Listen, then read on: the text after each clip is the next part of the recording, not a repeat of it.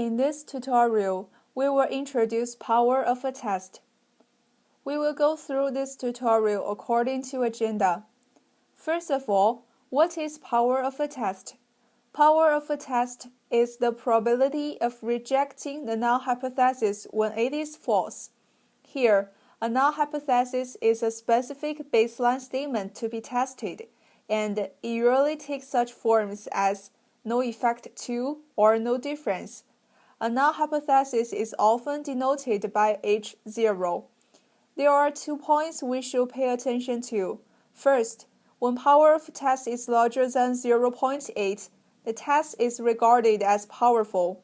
Second, power of a test is related with tap-to error, which will be explained later. Before exploring power of a test, let us look at 2 important conceptions. The first one is hypothesis testing. A hypothesis testing is a scientific process to examine if a hypothesis is plausible or not. Here, a hypothesis is a specific conjecture about the property of a population of interest. There are a few steps that we can use to perform a hypothesis testing. The second conception I want to introduce is tap-to error. Tap-to error is the probability of accepting the null hypothesis when it is false. Tap-to error is usually denoted by beta. It is easy to find from definitions that power of a test is equal to 1 minus beta. To make it more understandable, let's look at a graph. This graph shows intuitively what power of a test is. In this graph, there are 2 curves representing distribution under null hypothesis H0 and distribution under alternative hypothesis H1. The yellow area is power of a test. It can be found out easily that power of a test is closely related with significance level.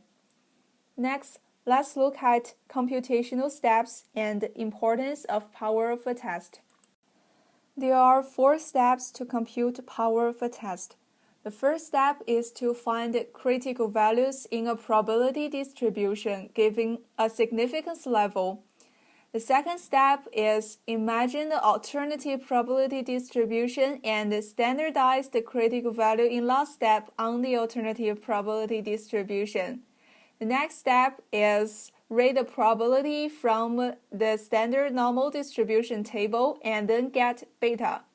The last step is to compute the statistical power of the test using 1 minus beta. Power of a test is really important in hypothesis testing. Calculating the power of a test before conducting a hypothesis test will help you ensure that the sample size is large enough for the purpose of the test. Otherwise, the test may be inconclusive, leading to wasted resources. There are some factors that influence the value of power of a test. The first influential factor is standardized effect size. In statistics, the standardized effect size is a quantitative measure of the strength of a phenomenon. It is computed by combining effect and variation. For example, in a t-test, the standardized effect is effect divided by standard error. When the effect size increases, it means that a sample statistic is substantially different from a hypothesized value. Therefore, it becomes more likely to detect the effect, which indicates the power of a test becomes larger. The second influential factor is sample size. Sample size is the number of observations in a sample. When sample size is larger, variation becomes smaller and thus makes standardized effect size larger. Considering the first influential factor, power of a test is larger.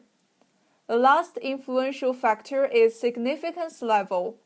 The probability of rejecting a null hypothesis when it is true is called the significance level and is often denoted by alpha. As the significance level increases, power of a test increases. Let's prove it using this graph. It can be found out easily that when the significance level increases, the critical value will decrease, leading to the power of the test increases. To make you understand better, let's look at a typical example. Testing whether the average time per week spent watching TV is 4 hours or more than 4 hours. We choose 6 hours as our alternative hypothesis. The standard deviation is 2, sample size is 4, and significance level is 0.05. We can solve this problem using the computational steps we have mentioned before. The first step is to find the critical value x bar using the significance level. After computation, we can get x bar is equal to 5.645. Then, calculate this statistic assuming the true mean is 6. We get minus 0.355 here. Next, using normal table to get beta. Finally, calculate the power of the test using 1 minus beta. It is 0.64. And since it is not larger than 0.8, we do not consider it to be statistically powerful. There is one more section I want to introduce, the software issues. From the above example, we can find that it is fairly complicated to obtain the power even for a simple one-sample test. Fortunately, there are various software packages to calculate the power of a test. Some examples include Power and GLM Power of SCS, STAT, STADA, R, SPS, etc. These software packages vary in scope, accuracy, flexibility, interface, and make our analysis easy. There are a few exercises related to power of a test. Try to finish them and see how well you understand the topic. This is the end of the tutorial. Thank you for the watching.